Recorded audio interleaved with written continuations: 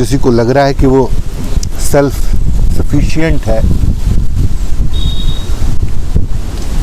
पर उससे प्रश्न किया जाए कि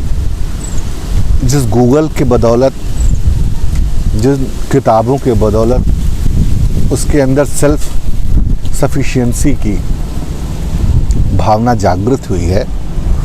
वो भी तो आखिर परोक्ष ही है, किसी पर आधारित ही है। किसी ने गूगल में इंफॉर्मेशन डाली, किसी ने किताबों में लिखा, उसको उसने पढ़ा और जो कुछ भी समझ पाया वह उन चीज़ों से निकाला, तो ये किसी पर तो आश्रित हुई। हाँ, टेक्नोलॉजी की दुनिया में एक चीज़ अच्छी हुई है कि जो ज्ञान पहले बहुत सुरक्षित रूप से आचार्यों के बीच, पंडितों के बीच, ज्ञानियों के बीच रहा करता था, जिनके लिए गुरुकुल में लोग जाया करते थे, वो अब बहुत कुछ सुलभ हो गया है। और इंटरनेट के माध्यम से, किताबों के माध्यम से, सूचना क्रांति के माध्यम से चीज़ें इतनी विस्तारित हो गई हैं और इतनी उपलब्ध हैं कि व्यक्ति का समय बच सकता है अगर वह पढ़ने वाला हो, ज्ञान को एकत्र करने वाला हो। लेकिन इसके बावजूद भी ज्ञान के बढ़ने के साथ जब संवेदनशीलता बढ़ती है, ज्ञान वास्तविक रूप में प्रश्नों को जब उसके अंदर खड़ा करना शुरू करता है, तो उन्हीं ज्ञान के माध्यम से उसको पता चलता है, गूगल के ही माध्यम से पता चलता है, किताबों के माध्यम से पता चलता है कि इस यूनिवर्स को हम 0.000001 तक भी नहीं समझ पाए हैं, जान पाए हैं। क्योंकि हमारे पास जो इन्फॉर्मेशन है वो इस समाज की इन्फॉर्मेशन है, इस पृथ्वी की इन्फॉर्मेशन है, बहुत कुछ सूरज, चाँद, सितारे की इन्फॉर्मेशन है, पर बिलियंस ऑफ बिलियंस यूनिवर्स हैं इस दुनिया में। उसके विषय में तो हम कुछ जानते ही नहीं है। और वैज्ञानिकों ने तो तकरीबन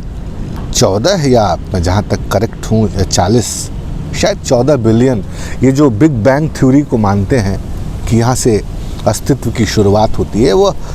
14 बिलियन समय को पार करने के बाद हम इस स्थिति में आकर पहुँचे हैं। और वैज्ञानिकों का तो यह मानना है कि जिसमें 95% चीज़ें अब लुप्त हो गई, क्योंकि जो प्रोसेस होते हैं स्टार्स के बनने के, चीज़ों को बनने के, पृथ्वी को यहाँ तक आने के, जीव को यहाँ तक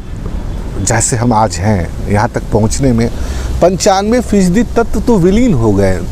उनका कोई हिसाब किताब ही नहीं है। तो वह जो विलीन हुए वह क्या थे? जो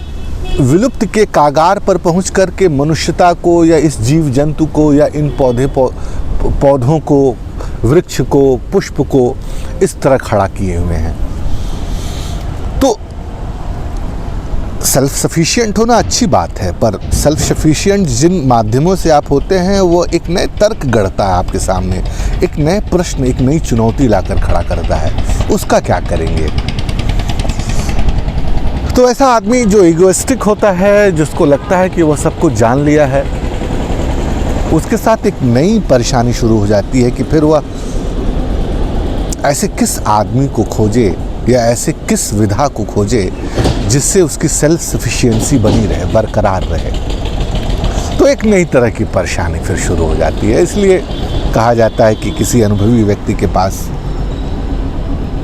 या किसी गुरु के पास, वह गुरु जरूरी नहीं स्पिरिचुअल गुरु ही हो, कोई वैज्ञानिक बुद्धि का भी व्यक्ति हो सकता है जो